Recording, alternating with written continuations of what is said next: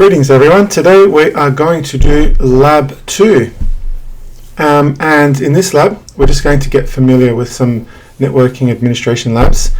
We'll have a look around Hyper-V, make sure we get the lab set up correctly because we've got some other exercises later on which we need to make sure everything's done correctly before the other labs work. Okay, so let's go into this straight away. So we're doing exercise 1. And with exercise 1, we just need to set the scene. So, I mean, we should know already that once you log into your cloud-based lab, you double-click Hyper-V here, and your Hyper-V manager appears. So, what we'll have to do is when we're going to go over to Virtual Switch Manager. So, imagine this setup. In fact, what I might do is I might just quickly, I didn't intend to do this, but I'm just thinking on my feet at the moment. I might just do some bit of artwork to show you what's happening here with these virtual switches. It's an interesting concept, and it can get a bit disorientating for some people. So basically, this is what we've got here. We've got a server, one physical server somewhere. So there's a physical server. Wherever, I don't know, because it's a cloud, it's at Azure. Could be in Sydney, could be in Melbourne, it could be in Azerbaijan or Madagascar. I really don't know where the server is. It's probably in Australia somewhere. But within this physical server, we have Hyper-V. Hyper-V is our Type 1 hypervisor, which means it means that it's a really thin layer of software, really thin operating system that is managing resources to our CPU, our RAM, our hard drive or our disk, and our networking. Okay, these are the four horsemen, as I like to put it. These are the things that we need in order for a computer to work. So this hypervisor, which is Hyper-V, okay, is giving access to what? Is it giving access to? What's Hyper-V here? This is Hyper-V right here. It's giving access to these virtual machines. So if we bring this back over, and we'll give it a bit of some blue colors. So we've got a virtual machine. This could be domain controller. This could be server. You know, whatever the names of those virtual machines are. I think there's a router as well. That's in there as well. And so that's what's happening here. Now, within this machine, this physical hardware, we have a network interface card, a NIC, which might connect to a real physical switch somewhere. I don't know. Probably a physical switch somewhere in the world that goes out to the internet. You know, the big fluffy cloud there, which is the internet. Could be. Yeah, well, I mean, obviously, because we're connecting through the internet to get here, but how? Don't really know. But what we do know is that there are virtual switches in here. There's a couple of them. There's a V switch, and we could be connected like that virtually. Then from here we are connected to this real physical network interface card, a real NIC, and that's connected to a real switch somewhere. Now, this is a virtual switch, so we're connecting. We might actually have a couple of, and I've run out of space here, so just pretend that that's still in our server, okay? That's still in our server, right? We might have a couple of V switches, and we do actually. And I'm not sure what happened there, but anyway. So these are connected somehow to other virtual machines. We might have, that might be connected. That router might be connected to another virtual machine somewhere. Another virtual machine. I know that's a bit, the way they've written that, it's not really, it looks like a chicken has run on paper and scratched, run on paint and scratched all over the paper there. But basically, these virtual machines act like switches, but they're virtualized. They're only zeros and ones. They're only software. And that's what we're doing here.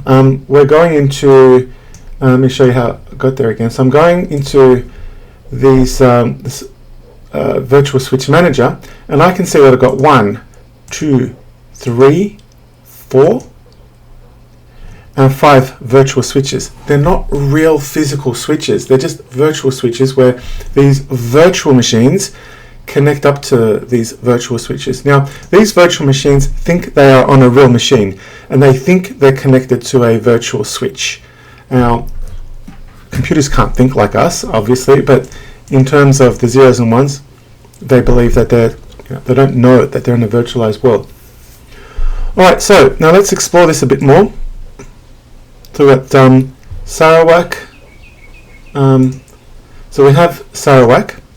We have one Turner, Hawthorne, and it looks like we've already created Croydon already before. We've already done this. I'm going to remove it, and I'll show you how I did that, because I forgot to reset this lab. Okay, so I'm going to apply. So I've removed Croydon. We'll do it again. It's easy, really easy to do. Just making sure that that's what we should be doing. Okay, that's fine. So basically what we want to do is okay, so we can go OK there, and we can go to Virtual Switch Manager, and I can create a virtual switch over here if I want to. I might just wait for a bit before we can come in here. Now, by the way, external switches means that this switch can provide the virtual machines located inside this same server, this physical server. It gives this external will allow these virtual machines to access the outside world, like here, like this demonstration here.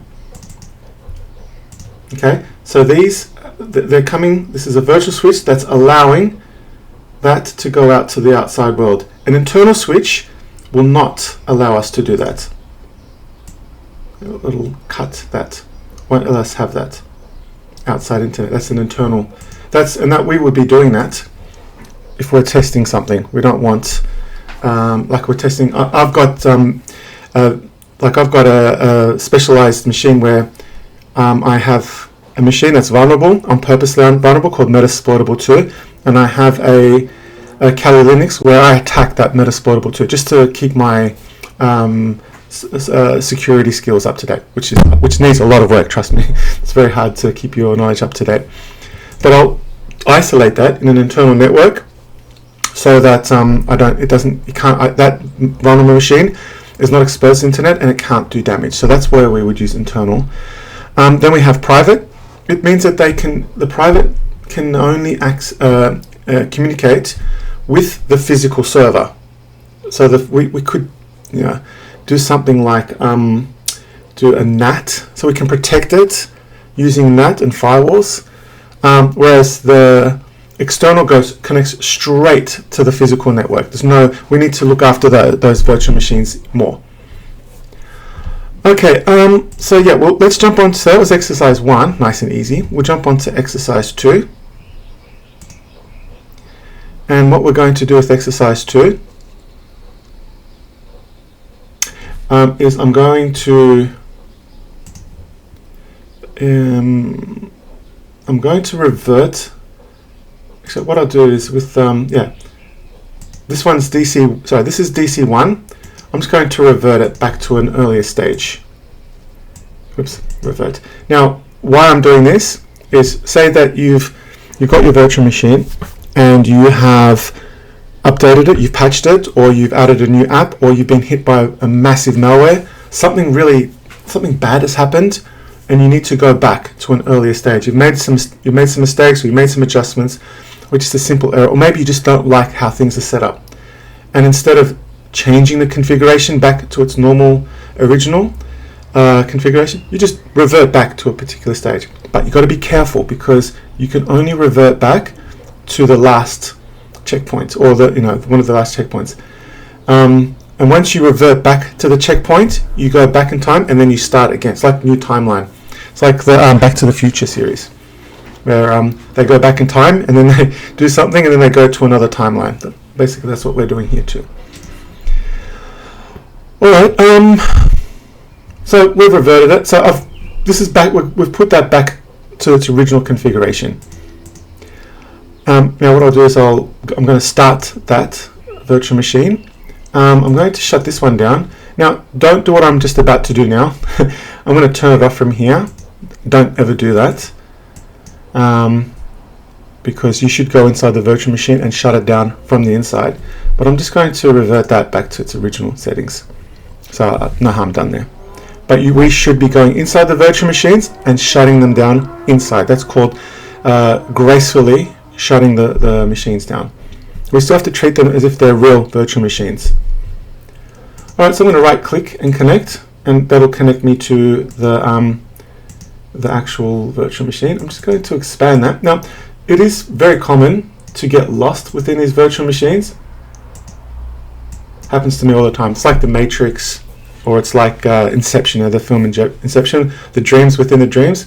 I've experienced it where I'm in a virtual machine connected to another virtual machine, then jumping to another virtual machine somewhere else, and then going to virtual machine again. Sometimes it's really hard to keep track of.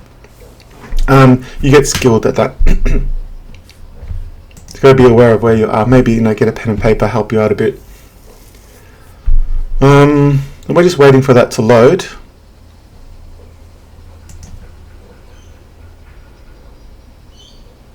Basically, what I want to do is I just want to check what the IP settings are, and then I want to ping from one server to another just to see how they're going, see if they're working. Alright, excellent. So we know what the password is. It's PA55W.RD, so that's password, and that'll load. That will do its thing, and then we'll do a ping. Now this is what we need to do. While we're loading that, we actually have to start firing up the other. Let me just close that. We have to start firing up the other servers. The other ones we're going to use is server 1. So I'm just going to right click and start, and then command line, client 101. Yeah, there we go. So they'll run, and we'll let them do their thing. This is the server, and what we want to do is we want to go into the command prompt, because I want to start getting some information about the other machines. Can I get network access to them? So command line CMD gives me access to the command prompt. Usually I like to right click and run as administrator, but with the ping it should be okay. Now I'm going to ping another server, 172.168.11, and I'm not getting any pings yet because I don't think it's completed its startup. So if I go to over here, it's turned off at the moment. So I thought I turned it on, but it looks like I probably didn't. What about server 1? Is server 1 up and running? I think it's still loading. So we're not getting any pings yet because the machines just simply haven't started yet.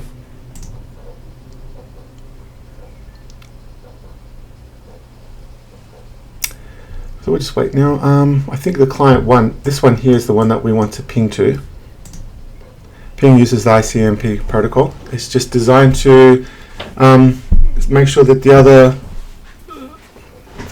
virtual machine, or the node that we're that computer, PC, laptop, Mac, Linux, iPhone is responding to network communication. That's all it does, really. Well, it does a little bit more than that, but that's the main thing we use it for. Now, I should be able to ping that, even though it hasn't fully loaded. There we go. I'm just going to push the up button, and it's still struggling to find it.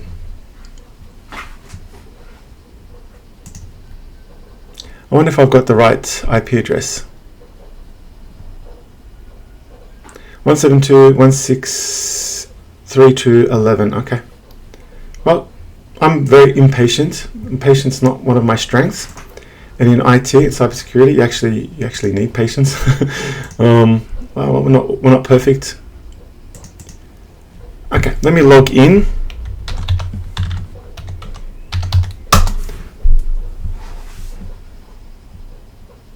Actually, what I might do is I might have a look at what virtual switch, because I did play around with this the other day. So maybe I changed the settings around. So I'll go to virtual switch management, and let's have a look over here. Okay, if I go to right click and settings for the client 101, I'm on the Hawthorne network. Okay, that should be okay. If I go to DC, right click, settings, I should still be on the Hawthorne. So I'm on the same network. Okay, we should be getting some connectivity going. What I might do is I'm just going to check the IP address. Maybe this is not what we should be pinging. I'm just doing a bit of troubleshooting here for you, live troubleshooting.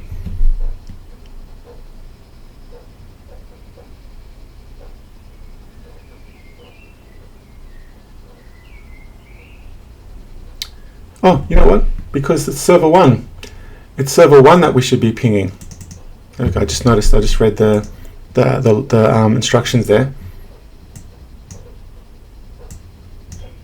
Okay. Alright, so now that that's loading, I think maybe we might be getting something there. Unless that server is not connected properly. So let's go to right click server, settings, and no, it's still on Hawthorne. Okay. So now what we'll have to do is I'll have to make sure maybe that IP address that I'm pinging, which I got from the screenshot, maybe that's simply just the wrong IP address. No problems, you know. This is troubleshooting. This is what we love doing. This is where we make money. If we were not good at this, then we wouldn't have a job. So let's go to command prompt.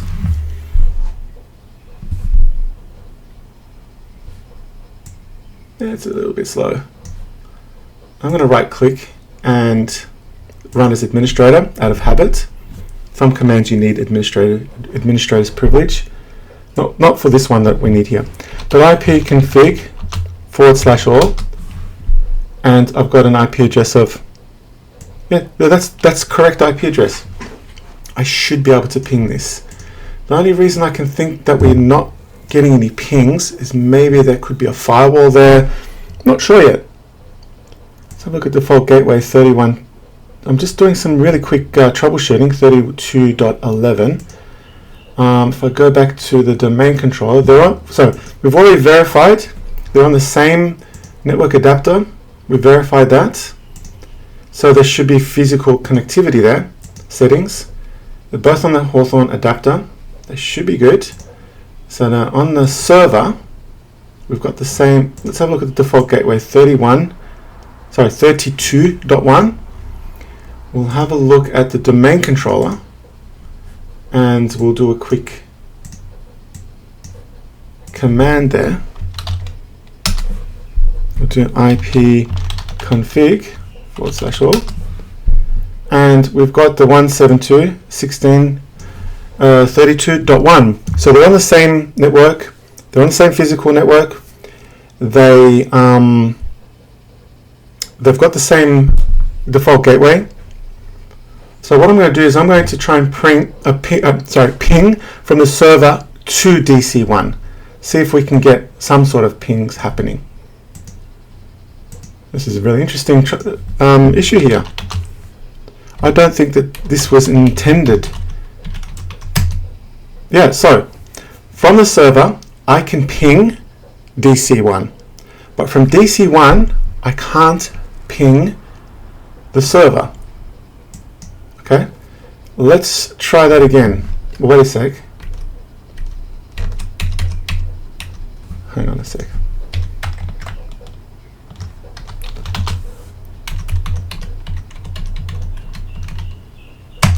Yeah, so from DC1, no, it looks like I can. So from DC1, I can ping server 1. And from server 1, I can ping. We got ping. It just took a long time for some reason. I'm not really sure why. It just took a lot longer than it should have. But everything's good. Now, which is It's a good troubleshooting technique because sometimes we ping from one end to another and nothing works. It could be a firewall. It could be a firewall blocking those pings, and that's very common. Anyway, so that's good. We're up and running now. Now let's just ping our Windows 10 machine, because our Windows 10 machine, Windows 10 is a classic example of where there would be a firewall stopping those pings. So let's go and grab the IP address from the Windows 10 machine, the client machine, and we'll see how that goes. If it lets me. There we go. So we'll do an IP config. So we've got an IP address. So it's a 101. That's the last octet there. So I'm just going to press up button and then 101. So we're pinging to the Windows 10 client machine. Now that's working fine from server. From DC. Now I know I'm going really fast with this because I've already up to 20 minutes. I only wanted this to be 15 minutes, but anyway. We are going fast, but you can watch this over again because it's recorded. Let's go to the DC machine. Sorry, we've already done server, so we want to go back to the DC machine, this one here, the main controller, and let's ping 101, which is the Windows 10 machine. Okay, everything is connecting to each other. Everything's good, everything's great.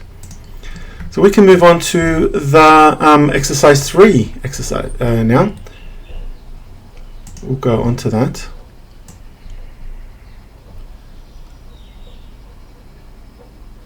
Actually, looks like exercise 3 is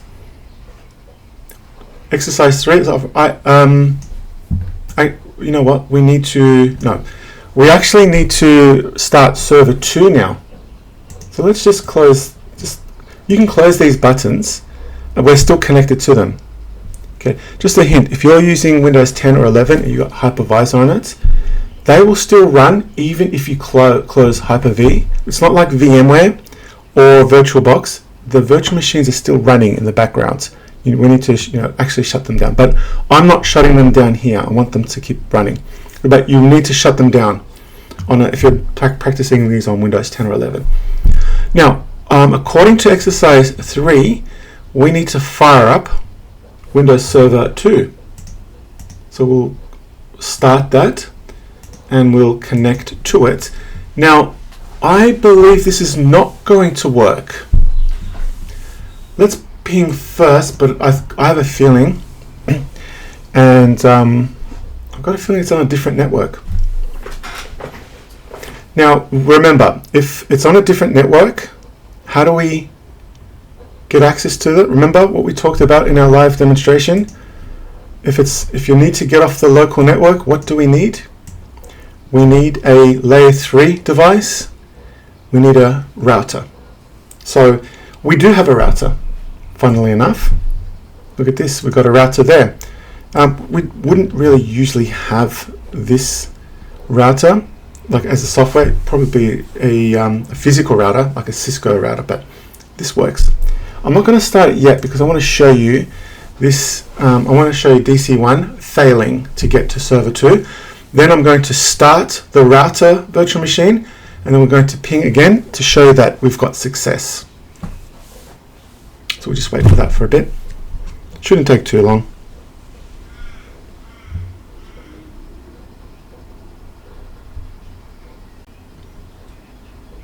I usually sometimes I do pause the video, but you know what? I'm going to pause. It's taking a little bit longer than usual. Right, that didn't take too long. I think I need to go to a patience management course.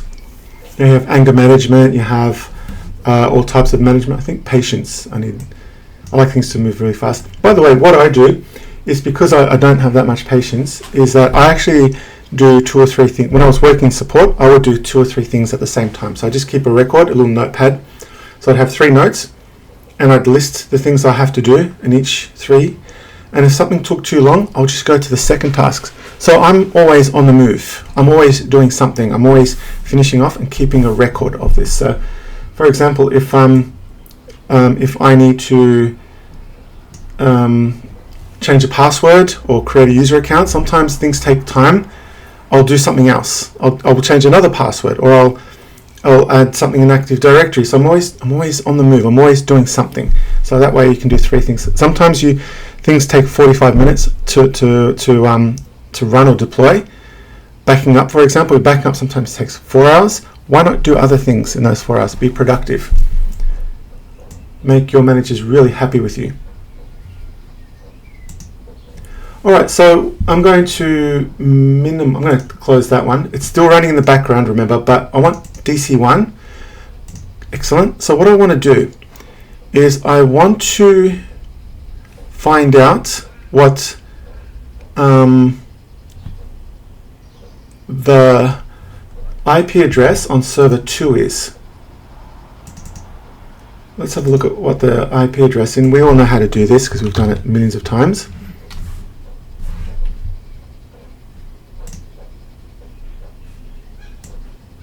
We'll do an IP config. Where's the config? I don't know why. Weird. But that's the IP address. Now I can tell you already that that's on a different subnet. So I'm just going to right click and copy that. Go back to DC1. I already know that's on a different subnet.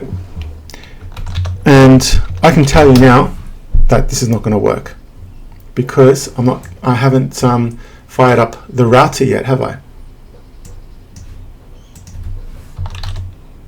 Hopefully this is all making sense. Again, I know I'm going really fast with this, all right. IP config. Yeah, I mean, look. If you look, that's the IP address from the other machine. That's on a different subnet. I know that already. I already know that's on a different subnet. This is not going to work. Okay, so this is what's happening here. I'm going to move this graffiti. It looks like it's really terrible graffiti. It's not the type of graffiti that you go to the city in Melbourne. I've got those really nice laneways. This is not that type of graffiti. So what we've got here is I've got the 10.10.10 network, it's a /24, and I've got the 172, what was it again? The 172.16.32 network. 16.32 network 24. That is definitely on a different network. So how do we connect from that network to that network? We need a router. So the server, which is the domain controller, DC1, to server. Now I'm shortening these names because I don't want to write the full name. I'm lazy. Well, I'm efficient, not lazy. So that's what I tell myself. So I want to get over to that side. Now I'm trying to ping, but this is not on at the moment. It's not switched on. So what we're going to do now, so when I ping the 10.10.10.12, it's trying to get somewhere, but it's saying I can't get anywhere. This is not working, and I can't get anywhere. So what we're going to do is I'm going to turn it on.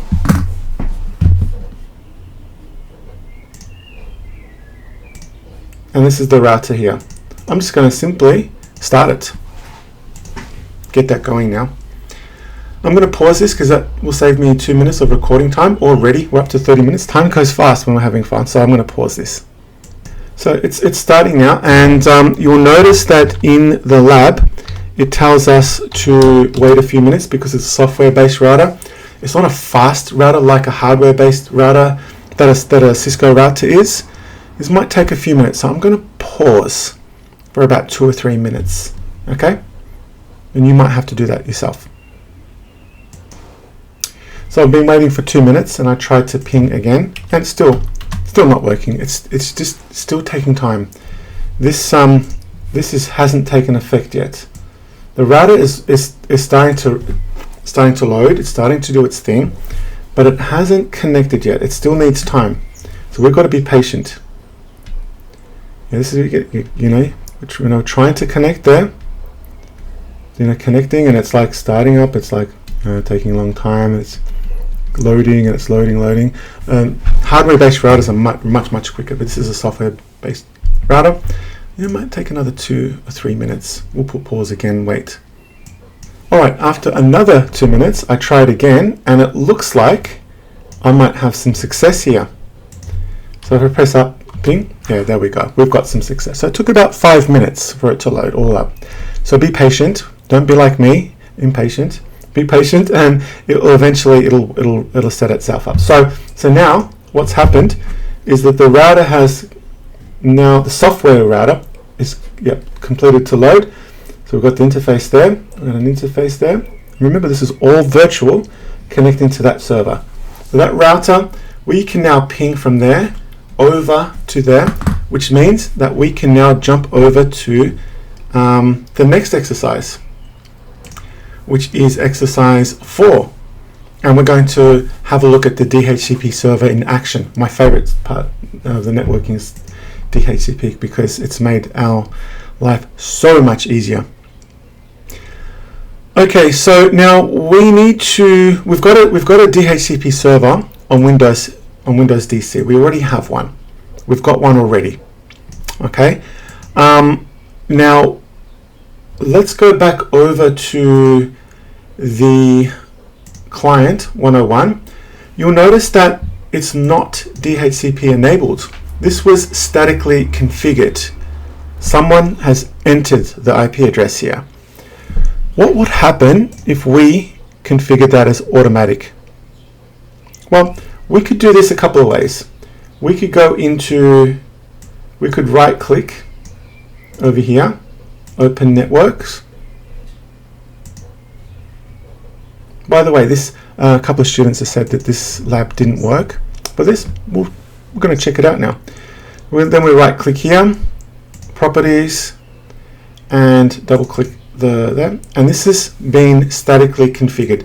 If I click on obtain address automatically and obtain DNS server address automatically, it should automatically grab a DHCP. However, I want to show you another way, because sometimes you might be working remotely and you don't have access to a graphical user interface.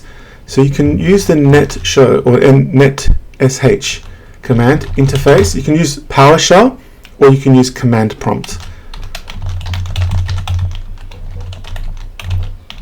We're going to turn that into we're going to configure that as see what I'm saying about run as administrator?